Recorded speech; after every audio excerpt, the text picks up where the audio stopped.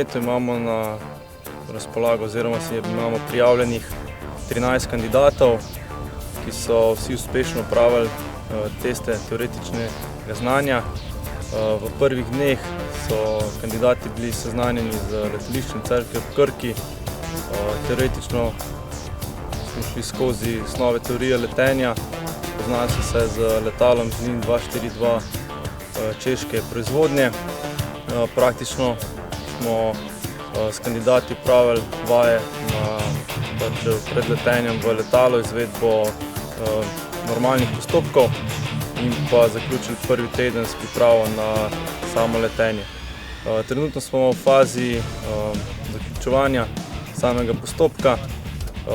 Fantje letijo in dekle šolske kroge, vaje po conah, osnovne figure in pa na koncu jih čaka še izpitni let, kjer bojo pokazali nivo osvojenega znanja tokom teh 14 dni.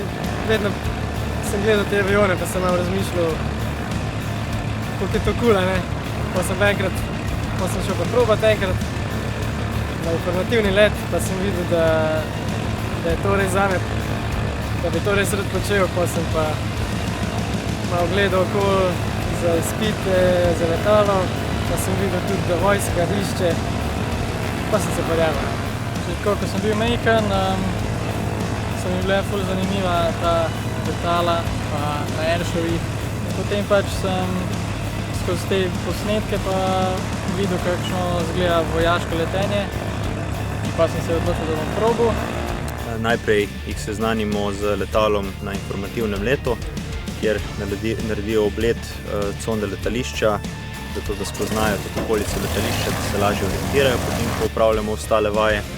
Potem te iste elemente, se pravi režime horizontalnega leta, vzpenjanja in spuščanja vadimo na tej ruti in po osvojitvi teh elementov nekako preidemo v letenje v conah, kjer vadijo zavoje, po blagih kot ostre zavoje, pa v blagih zavojih tudi prevajanje med režimi, se pravi horizontalnega leta, vzpenjanja in spuščanja.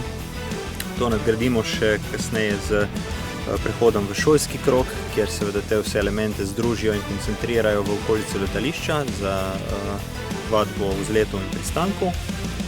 Pa dodatno dodamo še elemente osnove akrobatskega letenja, zato da vidimo pač, kako so kandidati pripravljeni na prenašanje obremenitev, tako pozitivnih kot negativnih, in kako se znajdejo v prostoru, potem ko te obremenitve končamo, se pravi, da varno spustijo letalo proti letališču in se vključijo v šolski krog ter pristanejo.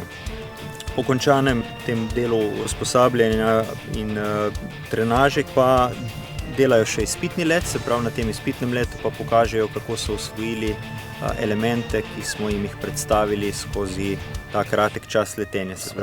Naslednjim kandidatom priporočam predvsem, da to selekcijo vzamejo resno, da so se pripravljeni učiti, ker bodo videli marsikatero zanimivo stvar in izkusili občutke, ki jih še do zdaj zagotovo niso nikoli imeli.